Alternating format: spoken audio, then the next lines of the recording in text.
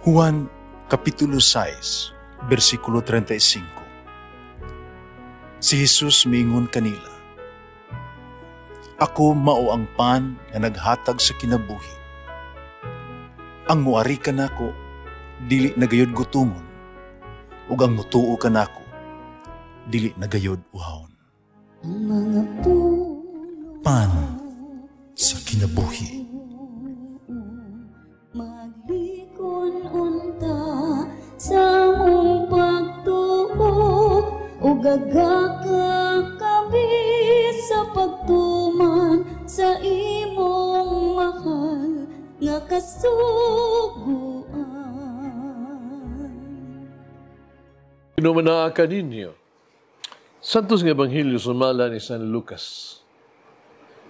Sana nakahigayon, nag-ampo sa Jesus dito sa usa ka dapit. Sa paghuman niya nag-ampo, mingon ang usa sa iyang mga tinunaan, "Ginoo, tudloy kami sa pag-ampo."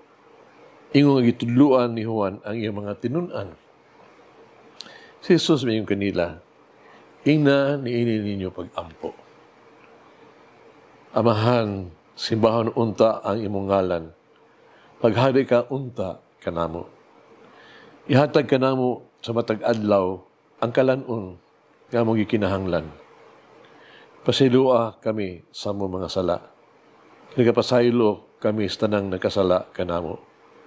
Uyaw kami ibutang sa lisod nga pagsulay."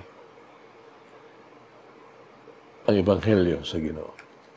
Pasalamati ang Ginoo kay siya maayo, ang iyang gugma mulungtad hangtod sa kahangturan. Pasalamati ang Diyos sa tanang mga Diyos, ang iyang gugma malungtaron. Pasalamati ang Ginoo sa mga Ginoo, ang iyang gugma balungtaron.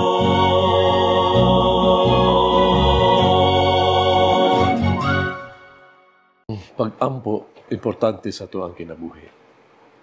Naginahanglan kita o mga pag-ampo. Mga pag-ampo kinahanglan bahin sa tuwagyong kinabuhi. Kung si Jesus kanunay nga nag-ampo, kinahanglan usab kita. Kung ang iyang mga tinunan, mihangyo kaniya sa pagtudlo kanila sa pag-ampo, busa, kinahanglan kung mag-ampo kita kanunay kang Jesus alang sa iyang paggiya, alang sa iyang grasya. Sa Ebanghelyo karong adlaw, gitudloan ni Jesus ang iyang mga disipulo sa pag-ampo. Gitudlo ni Jesus kanila ang gitawag nato the Lord's Prayer, ang pag-ampo ngadto samahan. Ang kompleto nga version nakita nato sa Ebanghelyo sumala ni Mateo chapter 6 verse 9 to 13. Ang pag-ampo sa Ginoo, no? The Lord's Prayer, adunay kita murag unom ka pangamuyo nagigrupo kini sa duha ka bahin. Ang unang tulo, no? Ka pangamuyo naglangkob sa unang bahin mao ang sunod. Balaan ang imong ngalan, umabot ang imong gingharian, kaduha, o gikan kang Mateo, matuman ang imong kabubuton. Kini mga pangamuyo alang sa Dios. Ilang ihalagway ang himaya o kahalangdon sa Dios. Ihalagway nila kung unsa, no? Pagiha kita angay, kita wagtog magiglabot, connect with the Lord, with God. Kung unsa angay natong ihatag ug buhaton para simaya sa Dios. Ang katabusang nahibiling tulo ka kitawag tug pangayo petisyon. Kini bahin ni kanato naghisgot sila bahin sa tuang panginahanglan ug unsay ato ang natong buhaton sa tuang kinabuhi ug sa uban. sila mao mosunod, no? Hatagi kami sa muang kalanon matag adlaw, pasiloang among mga sala. Ayaw kami itugyan sa mga pagsulay, sa katapusan pagsulay. Unsay atong ikasulti bahin sa pag-ampo? Dili pa nato nahunaon ang ato ang mga kaugalingon alang sa tuwa mga hanglan. Una ug labaw tanan atong ibalik ngadto sa Dios ang himaya ug dungog ug pagkamasinugtanon sa angay kaniya. Ato ang mga pag-ampo kinahanglan na dili gayud makalapas sa kabubuton sa Dios. Iya ato ang mga pag-ampo kinahanglan og usa ka itawag pagsulay, no? Sa usa ka kompromiso sa mga pamaagi sa Dios sa ato ang personal na panginahanglan mga tinguha. Ato mga pag-ampo kinahanglan kanunay magdala kanato sa pagtugyan sa itong kagalingon sa plano ngadto sa plano sa Dios. Ato hinunuman na mga pag-ampo, ang pag-ampo sa manamo, no? Ang mga pronouns kanunay nga gigamit plural ang forma.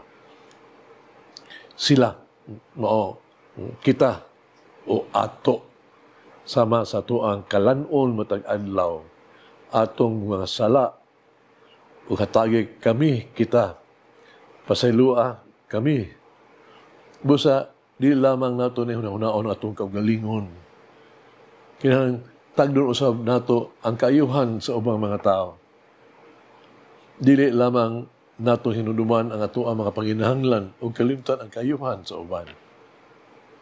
Sa itong pag-ampo, di lamang nato hunahunaon ang ato ang kaugalingon o kalimtan ang pag-ila sa gibuhat sa Dios kanato. Sa itong mga pangamuyo, dapat natong ipakita ang ato ang pagsalig sa Dios, pagtahod kaniya. Yan natong ihatag sa Dios ang ato ang pagkamusulundon, ang ato ang gugma, o ngadto sa iyang katawhan, kita kinahanglan usab kang muhatag og serbisyo ug pagpasaylo. Sugla nung kini sa katawo nga miduol sa pare ng utana, no? Napadayag siya nga igisugi ba nga malimtanon kaayo siya sa iyang mga pag-ampo, no? Kasagaran ma-distracted gani siya. Di siya ka yundo sa mga pulong. Panungutan na siya sa pare. Sa may labing paagi, haron, ito wag ito ma-remedyohan, no? Nga ako mahinumdum ko sa pag-ampo. Gitabagan siya sa pare. Inumdumi lang kining upat ka ar. O iyang gipahibalo ang unsa upat ka ar sa pag-ampo. Og ngutan na siya, unsa man. Ingon ang pare, ang kinimo ang unang R, recognition, ikaduha, request, ikatulo, reconciliation, ikaupat, reliance. Ngayon padayon siya, ang pare, atong giila ang tanan gikan sa Dios. Recognition, ha? Ilaw na to. Atong gihangyo, request ka na, ang tanan nga ito ang gikinahanglan ni ining kinabuhi, request ka na. Ikatulo, atong gipasiguli ang tanan balik sa Diyos, labi na kung kita napakyas o napuka na kasala, reconciliation ka na.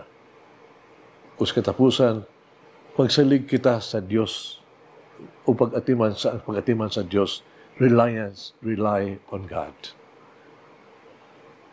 Hagit kinabuhi. Paghimo og listahan sa imuhang mga tuyo sa pag-ampo. Pag-ampo alang kanila sa makananayon. Pag-ampo kita. Ako ang labing mahal na Ginoong Hesus. Ako ang mangluluwas sa magyugmaong Diyos. Ubang mahinulsulon nga Espiritu, bawisanon ako mag-ampo alang sa ako ang kagalingon. Bantayi ako kanunay, luwasa ako sa sakit. Himo ako nga malampuson. Luwasa ako gikan sa sala ug sa kaulaw. Ako labing mahal nga Ginoong Hesus. Uban ang masalamaton nga Espiritu, pabubsanon kong mag-ampo alang sa akong kagalingon.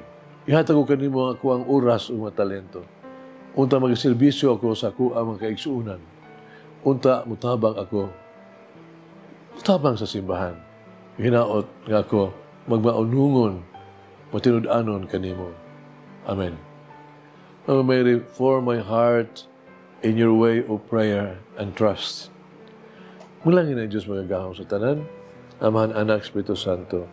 Amen.